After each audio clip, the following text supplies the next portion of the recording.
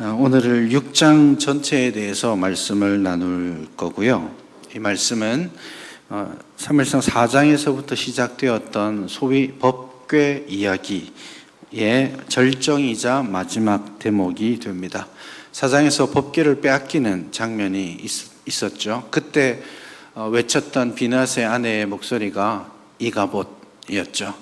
영광이 떠났다 혹은 영광이 없다, 이런 뜻이었습니다.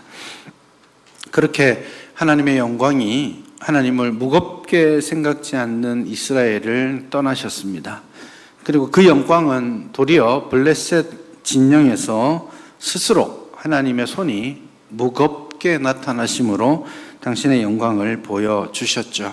하나님의 영광이 나타나는 곳마다 하나님을 섬기지 않는 백성들 가운데 심판이 있었고, 그 심판으로 인하여서 어쩔 수 없는 그런 절망과 어려움들을 겪던 블레셋 사람들이 마지막으로 이제 이 언약궤를 돌려보내려고 하고 있습니다.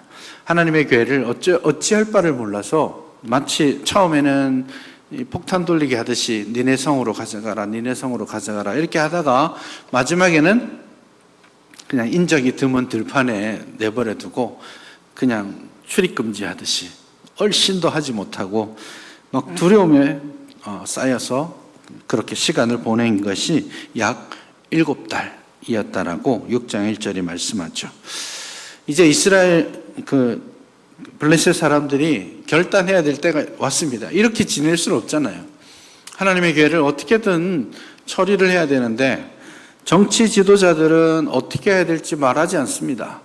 이게 사실 쉽지 않은 이야기입니다. 우리 같으면 그럼 원래 왔던 대로 돌려보내면 되지 라고 생각하시겠지만, 그 당시 이 사람들의 마음에 이 여호와의 궤, 전리품으로 빼앗은 여호와의 궤를 다시 돌려보낸다라는 말은 자기들이 전쟁에서 실패했다라는 것을 스스로 인정해야 하는 거기 때문에 사실 정치인들은 그 말을 하기가 아마 어려웠을 겁니다.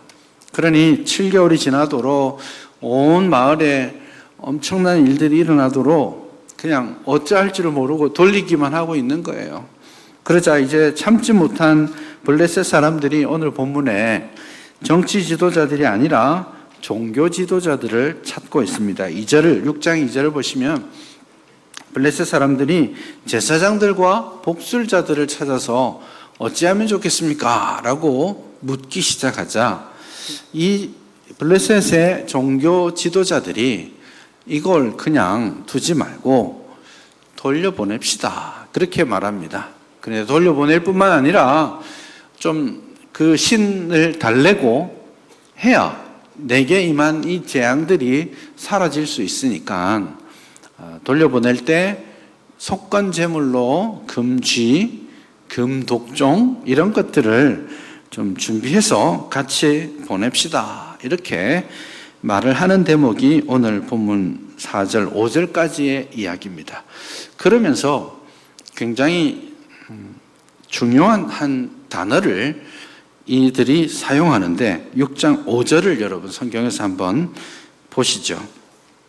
6장 5절은 이 모든 말들을 한 다음에 이렇게 말합니다. 그러므로 너희는 너희의 독한 종기 형상과 땅을 해롭게 하는 쥐의 형상을 만들어 이스라엘 신께 영광을 돌리라. 하나님께 영광을 돌려라, 이 표현을 쓰고 있습니다. 제가 여러 주 동안 이 영광이 어떤 단어와 같다고 말씀을 계속 드려왔죠. 무겁다라는 단어, 혹은 영광을 돌린다, 경외한다, 이런 단어, 똑같은 단어라고 했습니다. 4장에서 영광이 떠났다라는 뜻으로 이가봇을 말했다면, 이제 하나님께서 스스로 당신의 영광을 적진 블레셋 진영에서 당신의 손으로 드러내심으로 블레셋 사람들조차도 드디어 하나님께 영광을 돌려라 라는 고백을 하기에 이릅니다. 물론 이 고백이 이스라엘 언약의 하나님을 고백하는 그런 고백이라고 말할 수는 없어요. 그럼에도 불구하고 정말 우리가 빼앗아 왔던 법궤, 하나님의 궤인데 그곳에 하나님이 큰 영광 가운데 능력으로 역사하신다라는 것을 그들이 보았다라는 거죠. 이스라엘 백성들이 하나님의 영광을 생각지 않았던 시절이었습니다. 2장과 3장에서도 이게 계속 나왔죠. 엘리에게 심판을 선언하실 때에도 너가 나보다 너 자식들을 더 중하게 여겼기 때문이다. 이렇게 말씀했죠. 엘리의 마지막 죽음이 뭐였습니까? 죽음의 이유가 그가 무거웠기 때문이다. 이게 다 영광이란 단어와 다 똑같다라고 말씀을 계속 드리고 있죠. 그랬기에 하나님의 영광이 스스로 떠나셨고 떠난 그곳에 하나님의 영광이 나타났고 그리고 이제 오늘 본문에 그 하나님의 영광을 이방인의 입술로 드러내고 계시는 거죠. 그리고 오늘 설교 제목과 같이 하나님의 영광이 돌아오게 되는 것입니다. 그걸 돌리고는 있지만 이 블레셋 사람들이 한 가지 마지막에 최종적으로 확인하고 싶은 것이 있습니다. 7절 이하에 나오는 내용인데요. 이게 정말 저 이스라엘의 신 하나님의 능력이었는지 아니면 정말 우연의 하나였는지 그거를 마지막까지 확인하고 싶어서 확인하는 조건들을 답니다. 우선은 새 수레를 만들고 한 번도 멍에를 메어보지 않은 소를 지웁니다. 여러분 멍에를 한 번도 안 메어봤으면 수레를 지우면 이게 아주 불편했겠죠.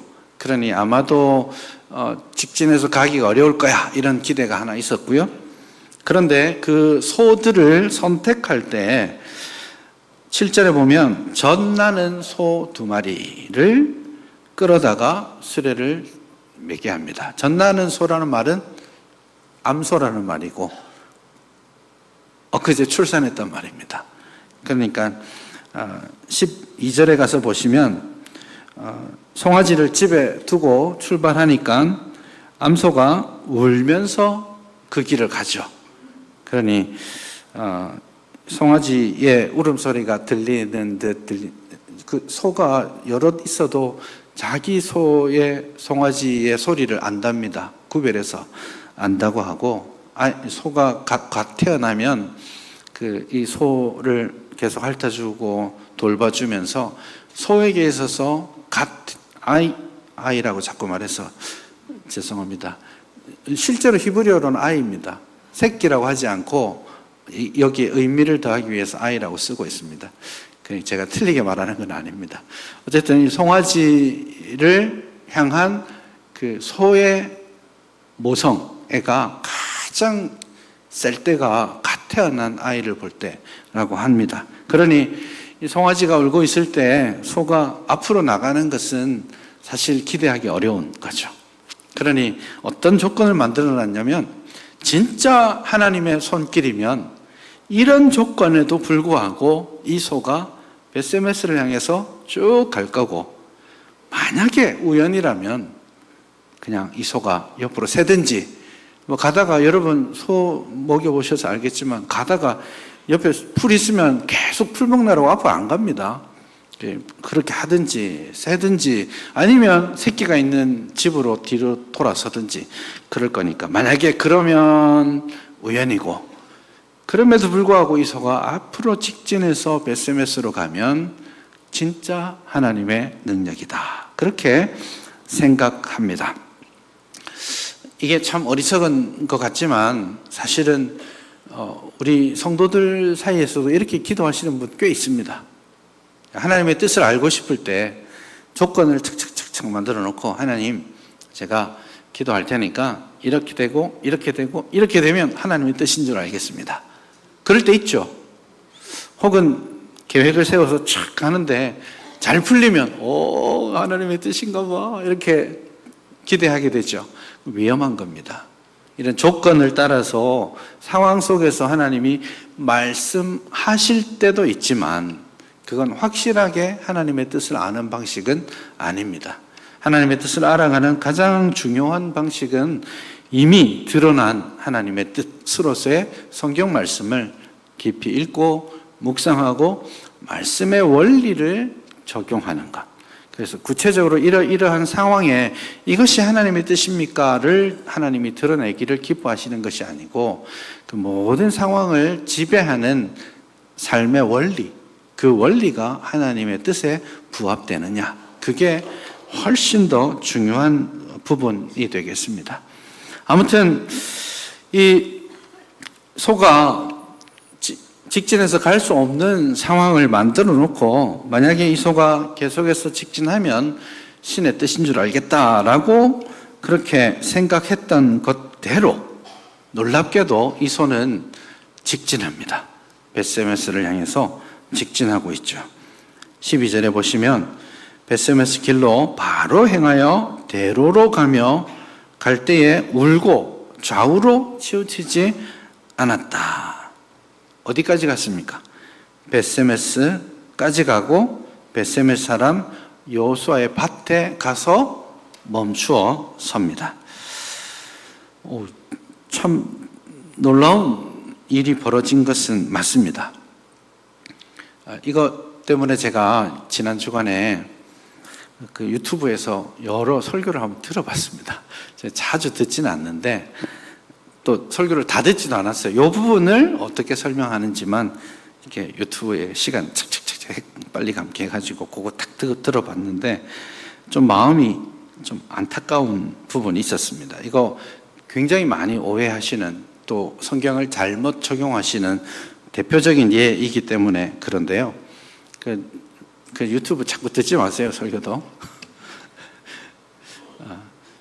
제목들도 아예 이렇게 나와 있습니다. 벳세메스로 가는 소, 뭐 이런 식으로. 그 말의 요지는 이런 겁니다. 벳세메스로 가는 이 소가 하나님의 명령을 받아서 다 뒤돌아보고 옆에 곁눈질할 거 다 포기하고 하나님께 100% 순종해서 가고 있는 것처럼 우리도 하나님 말씀에 완전히 순종합시다. 아멘 안 하십니까? 그러면 아멘 하시고, 그런 식으로 나가고, 또 심하게 나가시는 분은 벳세메스가 벳세메스로 가서 속건제물로 드려지니까 이 소는 예수님의 속건제물 되심을 예표한다 라고 이야기까지 합니다. 근데 사실 그런 식으로 이렇게 해석하는 게 좋은 방법은 아닙니다. 성경 해석의 원리에 맞지 않습니다. 그리고 우리가 하나님께 순종하기로 결단하는 것과 소가 이 길을 가는 것은 아무 상관이 없습니다. 그러니 좀 우리를 너무 낮춰서 소처럼 순종하자라고 말하면 안 될 것 같습니다. 소는 순종하는 존재가 결단하고 하나님께 순종하는 게 아닙니다. 소는 하나님의 명령에 복종하는 피조물일 뿐이고요. 그러나 하나님은 우리에게는 하나님의 명령에 복종할 수 있도록 선택의 권한을 주신 거죠. 그게 소와 우리의 근본적 차이입니다. 하나님의 형상대로 지음받은 우리잖아요. 그렇기 때문에 우리는 순종의 결단이 필요하지만 소는 그렇지 않습니다. 여기 소가 어떠함을 본문이 말하려는 것이 아니고 하나님의 영광을 어디에서도 드러내지 않는데 누가요? 이스라엘 백성들도 블레셋 사람들도 하나님의 영광 드러내고 있지 않잖아요. 그럼에도 불구하고 하나님께서는 말하지 못하는 소를 들어서조차도 당신의 권능과 당신의 영광을 드러내고 계시는 거예요. 그러니 이 소를 보면서 하나님의 위대하심을 본문이 말하고 싶어 하니까 사실은 본문을 묵상하고 본문에서 적용할 때 본문이 우리에게 말하고 싶은 대로 묵상하고 적용하는 것이 필요합니다. 그런 맥락에서 우리가 분명하게 고백해야 될 한 가지가 있다면 하나님의 영광은 사람에 의해서 가리워지지 않습니다. 이스라엘 백성들이 하나님의 영광을 드러내고 있지 않지만 그럼에도 불구하고 하나님의 영광은 온전히 세상 가운데 나타납니다. 참 귀한 말씀이죠. 우리가 하나님 앞에 온전히 서지 못하고 온전히 하나님께 영광을 돌리지 못하는 순간에도 하나님의 영광은 나타난다라는 거예요. 근데 여러분 생각해 보십시오. 하나님의 영광을 가장 잘 나타내는 도구가 누구겠습니까? 하나님을 닮은 우리입니다. 저와 여러분이에요. 소가 나타내는 하나님의 영광과 비교할 수 없는 거예요. 우리가 소리 지르지 않으면 돌들이라도 소리 지를 거예요. 우리가 찬송하지 않으면 세상 만물이라도 찬송하고 있을 거예요. 그러나 하나님이 진짜 우리에게 원하시는 것은 하나님의 형상대로 지음받은 우리가 하나님을 인정하고 하나님의 영광 가운데 나아가고 하나님께 합당한 영광을 돌려드리는 예배와 삶을 드리는 겁니다. 그런 맥락에서 참 하나님 앞에 제가 여러분이 하나님의 영광을 드러내는 그런 삶을 살게 해달라고 다짐하고 결단하는 것이 필요하겠습니다. 아무튼 이 블레셋 사람들은 이것이 하나님이 내린 재앙인지 아니면 우연인지를 확인하고 싶었는데 명확하게 이 소의 움직임을 통해서 하나님께서 당신의 일을 행하셨다라는 것을 보여줍니다. 그래서 오늘 본문은 사람들은 다 보잘것없이 행하고 있는데 하나님이 직접 하나님의 영광을 드러내시고 있음을 강조합니다. 그 강조하기 위해서 여러분 한 가지 이미지도 드러나 있는데요. 블레셋 사람들이 이스라엘 신께 영광을 돌리자라고 말하면서 인용하는 내용이 나옵니다. 6절을 보시면 뜻밖에도 이 블레셋 사람이 이렇게 말합니다. 애굽인과 바로가 그들의 마음을 완악하게 한 것 같이 어찌하여 너희가 너희 마음을 완악하게 하겠느냐. 하나님께서 애굽에 당신의 재앙을 내리고 당신의 영광을 드러내시고 당신의 백성을 출애굽시키셨잖아요. 그리고 가나안 땅에 이끌어 가셨던 것처럼 하나님은 지금 블레셋에서 블레셋하고 있다라고 지금 이미지를 남기고 있는 거예요. 그래서 사실은 이 베세메스에 와서 그 소들이 멈춰 선 곳을 두 번에 걸쳐서 그곳이 어디냐 하면 여호수아의 밭이라고 표현합니다. 어디선가 멈춰 섰지만 굳이 본문에서 여호수아의 밭이다라고 말하는 것들도 출애굽과 가나안 정착에 이르는 이스라엘의 역사를 지금 하나님이 다시 반복하듯이 당신의 영광을 그렇게 직접 드러내고 계신다라는 것을 본문이 말하고 있는 거예요. 그럼 하나님의 영광이 떠나셨다가 다시 하나님의 영광이 돌아오고 있다면 이스라엘에게 얼마나 기쁘고 복된 일이겠습니까? 그렇지 않습니까? 그렇다면 이스라엘은 어떻게 준비하고 반응해야 했겠습니까? 참 안타까운 일입니다. 이스라엘은 법궤가 떠나간 7개월 동안 뭐 하고 있었어야 되겠어요? 여러분이 막 그 상황이었다면 패배하고 실로 성소가 무너지고 하나님의 법궤가 빼앗기고 이랬으면 우리 어떻게 해야 되겠어요? 무슨 문제가 있었는지 가슴을 치며 주님 다시 돌아와 주십시오. 어떻게 하면 다시 주님을 되돌릴 수 있을까 고민하고 노력하지 않았어요? 그러나 이스라엘은 그 빼앗겼던 7개월 이상을 아무것도 하지 않고 그냥 자신들의 일상을 살아갈 뿐입니다. 아무것도 변한 것이 없어요. 영적으로 깨달은 바도 없고 영적으로 무지한 그대로 자신들을 보여줍니다. 블레셋 사람들이 그러는 거 이해합니다. 블레셋 사람들이 속건 제물로 금, 쥐 바치고 있잖아요. 그게 무슨 성경에 맞아요? 아니에요. 그렇지만 저들만의 방식대로 하면 되는 거예요. 그렇지만 이스라엘은 아니지 않습니까? 그런데 이스라엘 역시 아주 영적으로 무지함을 그대로 보여주고 있습니다. 베세메스로 갔다고 하지 않습니까? 에글론에서 그게 소래 골짜기 길입니다. 그 삼손이 사역했던 그 시간이죠. 그 베세메스 맞은편 언덕에 이 소라 땅입니다. 그 삼손의 고향이죠. 지금도 가시면 거기에 삼손의 무덤으로 알려져 있는 곳이 지금도 있기는 합니다. 진짜냐고요? 모릅니다. 오랫동안 유대인들은 여기가 삼손의 무덤이다라고 하고 있죠. 거기가 바로 베세메스입니다. 에글론에서 예루살렘으로 향할 때 골짜기 길이 쭉 몇 개, 한 4개 정도 나있는데 그 중에 하나이죠. 올라오면 딥나가 나오고 또 올라오면 베세메스가 나오고 거기서 조금 더 올라가면 예루살렘이 나옵니다. 그게 정해진 루트인데 그 길을 따라 쭉 올라온 것으로 보입니다. 그런데 이 베세메스 자체가 중요한 뭔가가 있습니다. 여러분, 베세메스는요, 여호수아 21장에 따르면 누구에게 주어진 땅이냐면 레위인들에게 주어진 땅입니다. 특별히 레위인들 중에서도 아론의 자손들에게 주어진 거예요. 그 말은 법궤를 잘 관리 감독하도록 부름받은 사람들이란 뜻이죠. 그러니 베세메스로 왔을 때 법궤가 왔어요. 그때 제일 먼저 뭐 해야 됐을까요? 법궤 관리인으로서 어떻게 하는 게 율법에 맞을까요? 지금까지 법궤가 방치되듯이 왔잖아요. 그러면 이 법궤를 하나님의 법에 맞추어서 보관하는 게 중요합니다. 근데 제일 먼저 해야 될 일은 아마도 법궤를 아무도 못 보게 숨기는 것.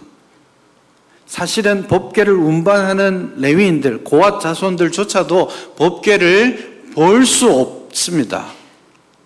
법궤는 지성소에 들어가 있고 지성소에서 옮길 때도 제사장이 마지막 이제 텐트를 다 걷으면서 마지막 천으로 법궤를 쌉니다. 그 천의 색깔이 파란색입니다. 그 천의 색깔을 보고 고앗 자손들이 이것이 법궤구나라고 알고 메고 가게 돼 있어요. 자신들도 보면 안 되는 거룩하고 지극히 거룩한 법궤인데 오늘 그들이 그 법궤를 큰 돌 위에 올려둡니다. 누구나 볼 수 있게. 이거 아주 있을 수 없는 일이죠. 그러다 보니 19절 이하에서 하나님의 궤를 사람들이 들여다보는 불상사가 생깁니다. 아마 들여다봤다라니까 이 법궤 뚜껑을 열어서 안을 들여다봤다는 뜻은 아닐 겁니다. 이 봤다라는 거. 지나다니면서 야, 저게 법궤래, 법궤. 야, 봐봐. 야, 신기하게 생겼다. 아무도 본 적 없거든요. 누구도 법궤를 못 봐요. 그런데 그 사람들이 지나다니면서 법궤를 거룩하고 거룩하신 하나님의 영광을 무겁게 여기지 않고 한낱 구경거리처럼 법궤를 구경하고 들여다보고 그러다가 70명이나 5만 70이라고 되어 있는데 괄호쳐져 있죠. 사본마다 좀 다르기 때문에 그런데요. 70명 정도가 맞을 것 같습니다. 왜냐하면 5만 명이 여기 베세메스에 살지 않거든요.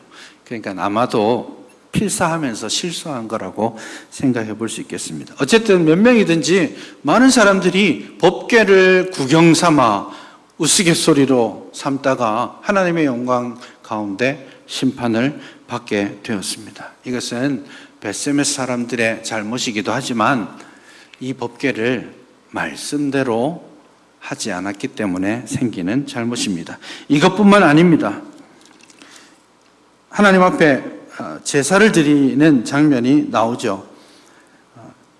14절을 보시면 사람들이 수레의 나무를 패고 암소들을 번제물로 여호와께 드립니다. 수레로 나무를 패서 드리는 것도 적절하지 않은 것 같아요.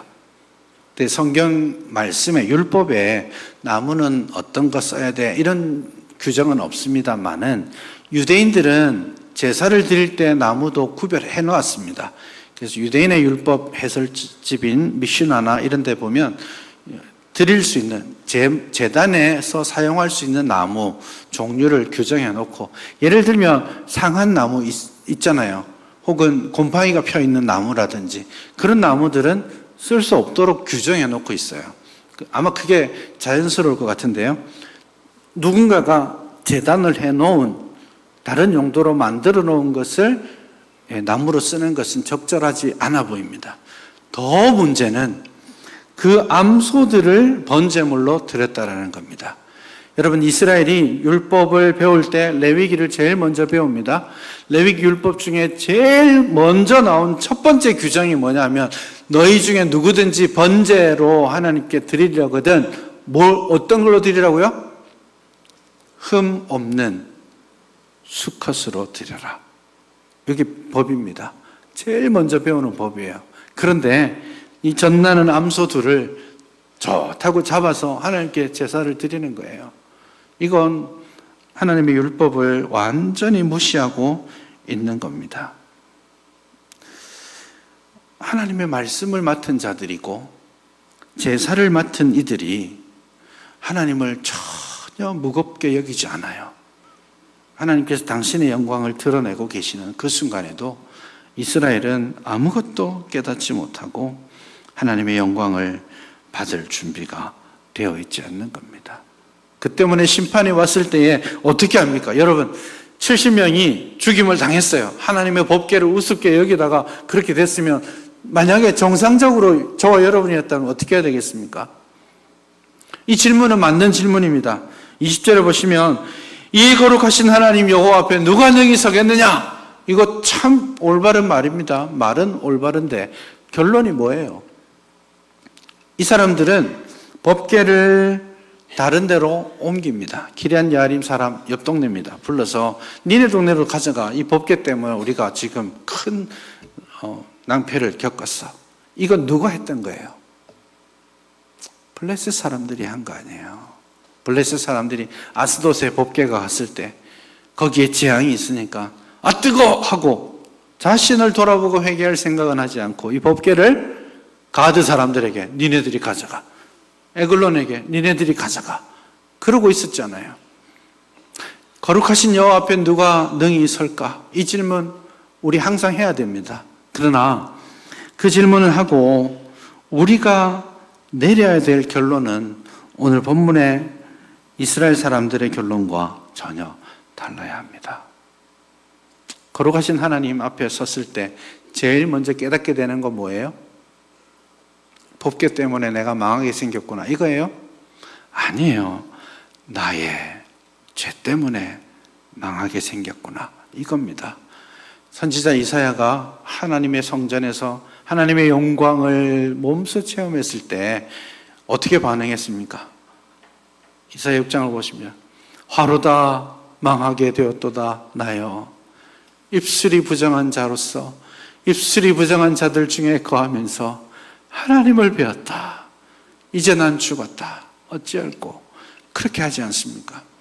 그 하나님의 영광 가운데 나아가서 하나님의 거룩하심을 느끼면서 그 말할 수 없는 차이를 느끼면서 하나님의 거룩하심 앞에 나의 연약함과 나의 죄악된 본성, 내가 살아왔던 죄악된 삶을 그대로 내려놓고 하나님 앞에 고백하고 회개하고 기도해야 되지 않겠습니까?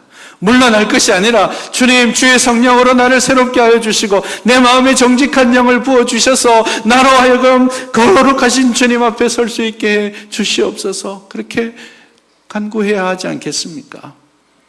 시편 24편에서 고백하는 것처럼 도대체 누가 여호와의 산에 올라갈 수 있겠습니까? 자기가 생각하니까 도저히 지금 나는 올라갈 수 없거든요. 그랬을 때 여호와의 산에 올라가고 그 거룩한 전에 서기 위해서 내 손을 깨끗하게 하겠습니다. 내 마음을 깨끗하고 정직하게 만들겠습니다. 주께서 우리의 마음을 마른 땅과 같이 굳어있는 딱딱한 이 마음을 기경하여 주셔서 마르고 순전한 마음으로 주의 말씀을 받고 주의 영광 가운데로 가게 해 주시옵소서. 그렇게 기도해야 되지 않겠습니까? 우리 중에 그 누구도 거룩하신 하나님 앞에 설 사람은 없어요. 그러나 우리 주 예수 그리스도께서 진정한 속건제물이시고 속죄제물 되신 예수 그리스도께서 당신의 찢겨진 몸으로 거룩하신 하나님의 지성소로 나아갈 수 있는 길을 열어주셨죠. 그러므로 예수 그리스도의 보혈의 피를 의지하여서 저와 여러분은 이제는 거룩하신 하나님 앞에 담대히 나아갈 자격을 얻게 되었습니다. 그러니 그 하나님의 거룩하심, 그 하나님의 영광을 깊이 느끼고 그분 앞에 더 가까이 날마다 가까이 나아가기 위해서 주의 말씀을 듣고 십자가 앞으로 나아가는 우리 모두가 될 수 있기를 바랍니다.